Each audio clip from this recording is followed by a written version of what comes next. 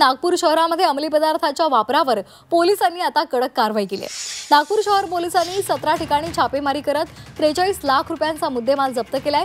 पोलिसांनी operation thunder अंतर्गत ही कारवाई केली आहे। या प्रकरणामध्ये पोलिसांनी 16 गुन्हे दाखल करत 26 आरोपींवर कारवाई केलेली आहे। नागपूर शहरातील दिवसेंदिवस वाढत चाललेल्या अंमली पदार्थांच्या वापरावर कडक कारवाई करण्यात आली आहे।